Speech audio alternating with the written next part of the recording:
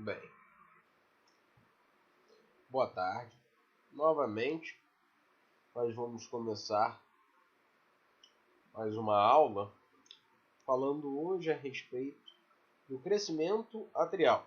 E nós vamos utilizar esse termo crescimento, uma vez que o termo sobrecarga ele traduz um termo hemodinâmico. No entanto, não de forma completamente errada. Então nós temos o crescimento atrial direito e o crescimento atrial esquerdo.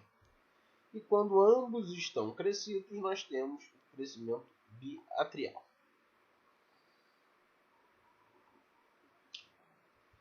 Notem que nós temos aqui a ativação de átrio direito, como é feita primeiro, através dos tratos internodais e célula a célula. E o átrio esquerdo através do feedback. Notem que quando nós temos um crescimento atrial direito, nós temos um aumento de amplitude do vetor que se direciona ao átrio direito e, portanto, um vetor resultante. Notem ainda que o átrio direito, anatomicamente, ele possui um sentido longitudinal, ou seja, a sua projeção da despolarização ela se faz quase paralelamente ao plano frontal, dessa forma sendo mais bem observada na derivação D2, como nós vamos observar nesse diapositivo. Então, nesse momento, onde nós temos um vetor resultante de P aumentado, nós temos um aumento da amplitude na derivação D2, principalmente pelo seu paralelismo ao plano frontal. Então, novamente, a amplitude de D2 aumentada. E como causa, nós temos diversas as causas de cardiopatias congênitas, valvopatias, hipertensão, pulmonar, DPOC, embolia pulmonar, miocardiopatias, fibrilação atrial, dentre outras diversas causas. Dentre as cardiopatias congênitas, nós temos a doença de Epstein, atresia tricúspide, defeitos de septo atrial, dentre outras, onde nós vamos encontrar mais frequentemente uma onda P congenitale, ou seja, aquela que se torna entre 0 e mais 30 graus. Já nas valvopatias, em casos que tiveram um acometimento pulmonar, nós encontraremos a onda P pulmonale, que é ao contrário. A P de D3 é maior do que a P de D1 e, portanto, o ângulo da P que vai se localizar seria em torno de mais 60 a mais 90 graus. Aqui nós temos a hipertensão pulmonar e, muito curiosamente, em indivíduos DPOC, nós temos raramente, no entanto, não que não ocorra, a onda TA, ou seja, a onda de repolarização atrial. Imaginem uma onda P apiculada de um crescimento atrial direito, e esse átrio direito ele tende a ter uma duração absolutamente normal. E a sua repolarização ela também se faz de forma, digamos assim, proporcional à despolarização atrial. Então nós temos uma repolarização atrial também aumentada.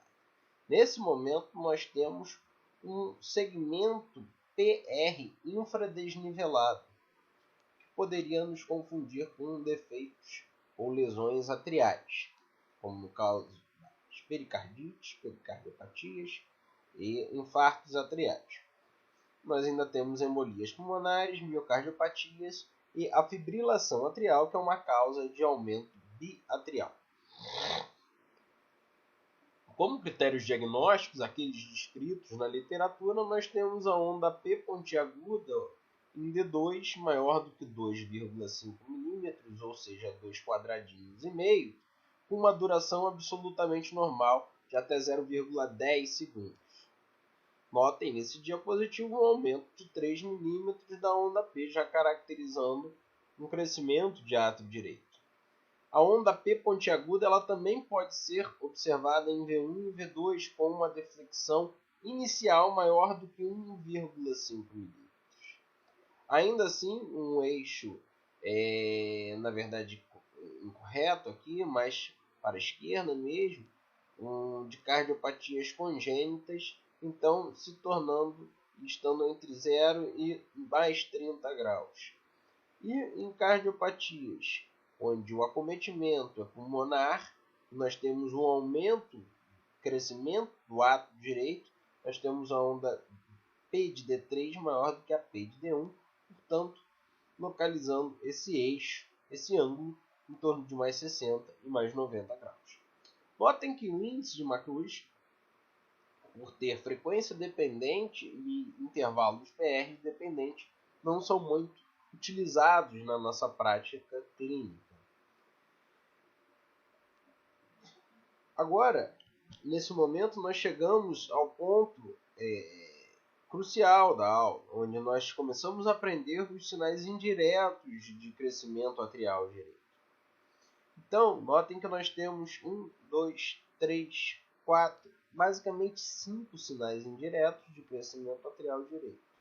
O sinal de Soddy Palhares, que nada mais é um crescimento atrial direito às custas de um grande crescimento também de ventrículo direito, onde nós conseguimos captar um padrão intracavitário do ventrículo direito, captando dessa forma um início de ativação ventricular negativo seguido de uma grande positividade, ou seja, é um grande crescimento atrial direito às custas de um crescimento ventricular direito também.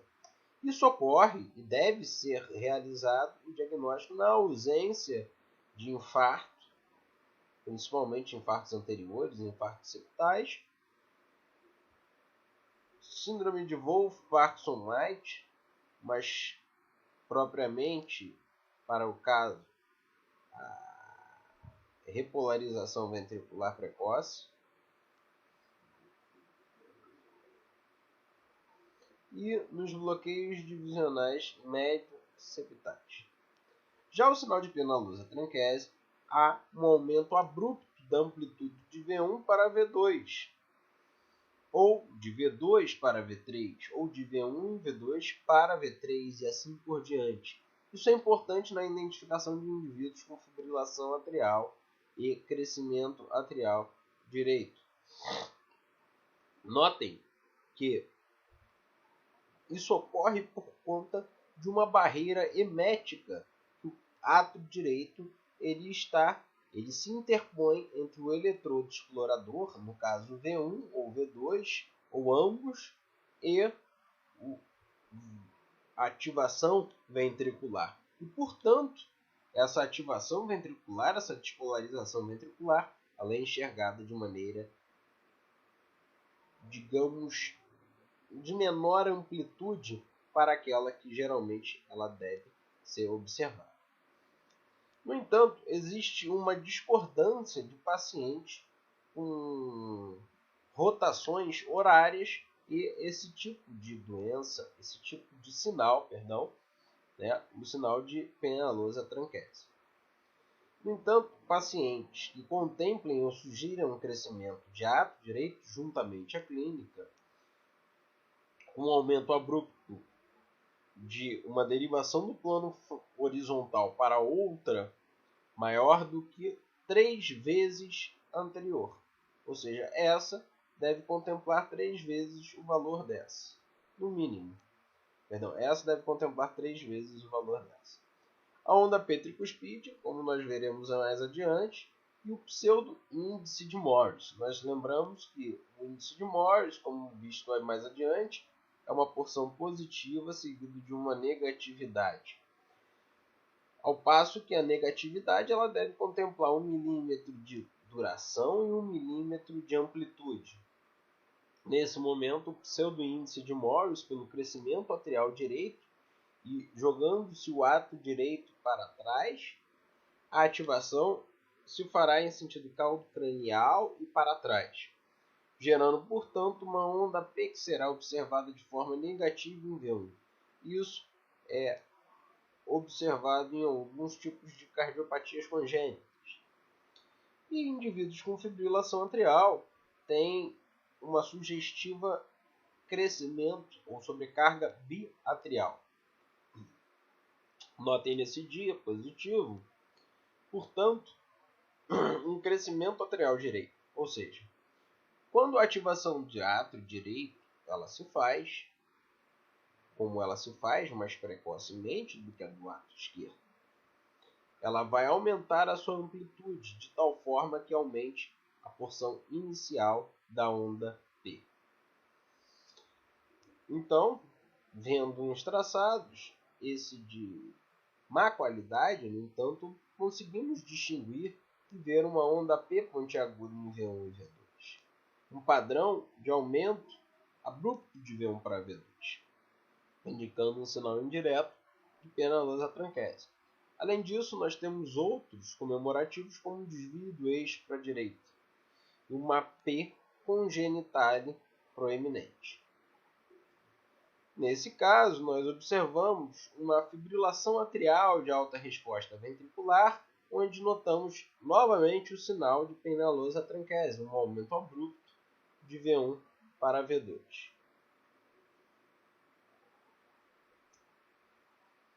Crescimento de átrio esquerdo, o átrio esquerdo fazer a sua despolarização ser feita em sentido tangencial, o átrio esquerdo ele é projetado de forma oblíqua no plano frontal. E, portanto, ele vai aumentar a sua duração ao invés da sua amplitude. Notem que ele se encontra exatamente mais horizontalizado. E, portanto, um crescimento desse vetor irá gerar um vetor resultante mais inclinado para a ativação de átrio esquerdo.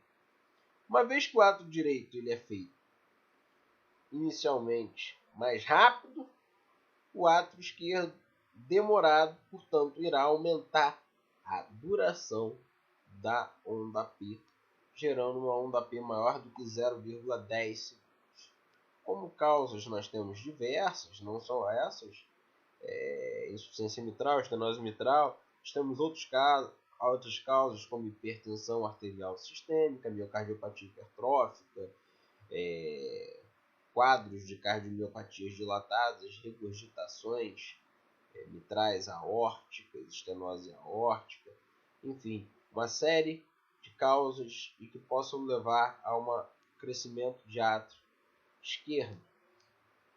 Como critérios eletrocardiográficos, a duração, portanto, da onda P maior do que 0,10 segundos, a onda P mitral, que é uma onda P bimodal, exatamente pela distribuição heterogênea da ativação de átrio direito e de átrio esquerdo, o índice de Morris, que nada mais é do que uma porção negativa em V1 maior do que 1 milímetro de duração e 1 milímetro de amplitude. Então, a duração é 1 milímetro e a amplitude 1 milímetro. E o índice de Morris ele deve conter uma positividade inicial. Um desvio do eixo para a esquerda também fala a favor de um crescimento de uma sobrecarga de átrio esquerdo. Nesse momento, nós observamos sinais indiretos que nos possam levar ao diagnóstico de crescimento de átrio esquerdo.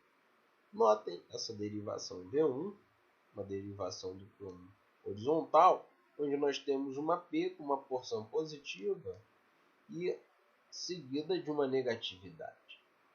Notem que essa transição, ou seja, essa deflexão intrínseca, ela se faz de forma lentificada, de tal maneira a nos permitir que essa onda P ela tem uma duração prolongada. Notem que ela está a 140 milissegundos. Portanto, um sinal de crescimento atrial esquerdo. A fibrilação atrial, por si só, já nos caracteriza um sinal indireto de sobrecarga biatrial.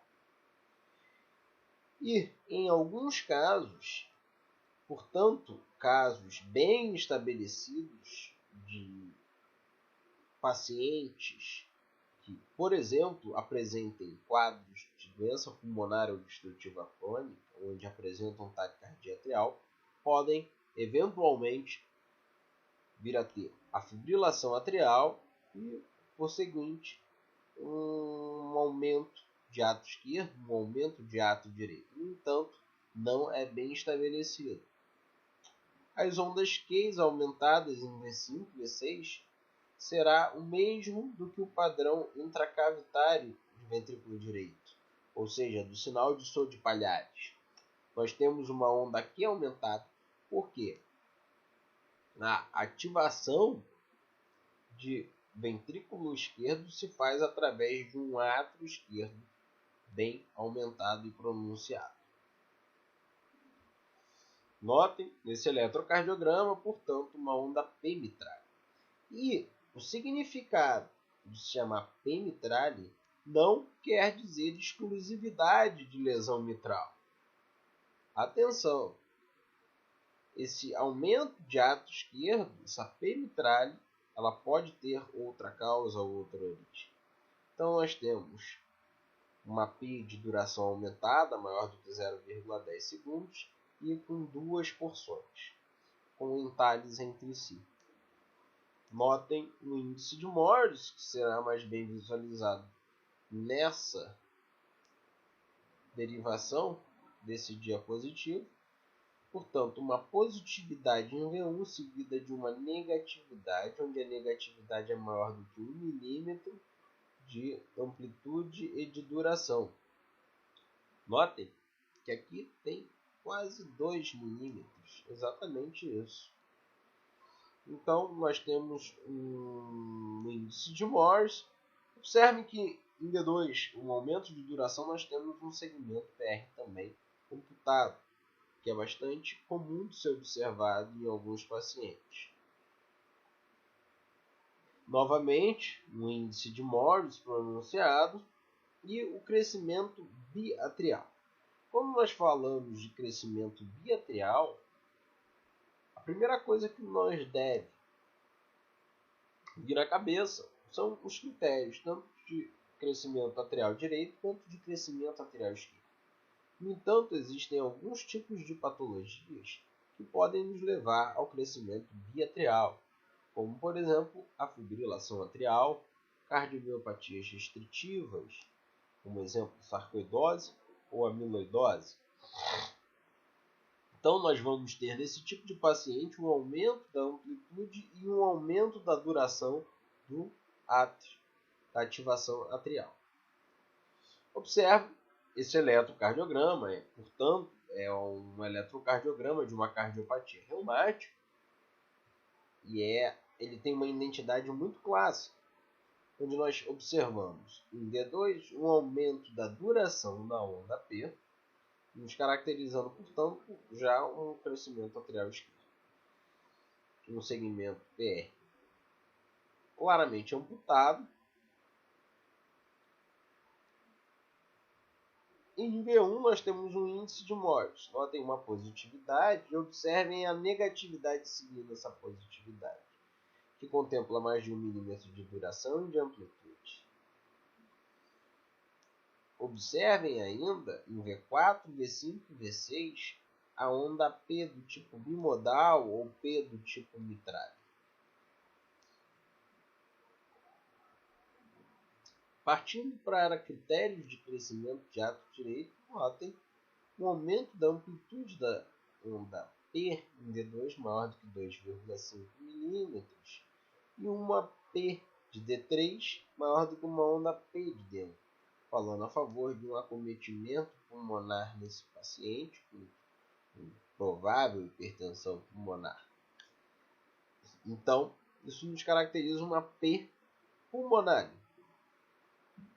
Então, uma onda P de amplitude aumentada maior do que 2,5 milímetros.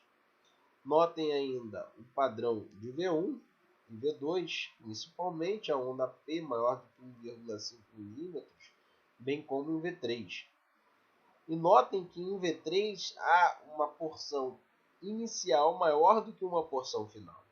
Isso caracterizando a onda P tricuspídea. Em V4 também dá para ser observado. Observem ainda em V1 o padrão descrito por Sode e Palhares, então o padrão intracavitário de ventrículo direito. Então nós temos um crescimento atrial direito às custas de um crescimento ventricular direito. Aqui nós podemos fazer basicamente dois diagnósticos. Obviamente que na ausência de bloqueios divisionais médios septais, ou seja, este mesmo padrão chegando até as derivações V3, ou infartos septais, no caso, um não aumento da onda R em precordiais na sua porção septal, ou seja, até V4. Notem ainda que há um aumento da amplitude abruptamente de V1, V2 para V3, caracterizando, portanto, uma barreira emética e que nós temos um átrio direito aumentado e que está se interpondo entre o eletrodo explorador V1 e a despolarização ventricular. A partir do momento que o eletrodo explorador capta a despolarização ventricular adequada, ela é captada de forma a aumentar a sua amplitude. Pois bem, nós ficamos por hoje aqui. Crescimentos atriais. E a nossa próxima aula vai ser seguida de sobrecarga ou hipertrofia ventricular esquerda. E na outra, por ser um assunto de alta complexidade, as sobrecargas e hipertrofias ventriculares direita. Muito obrigado a todos. Tenham um bom dia.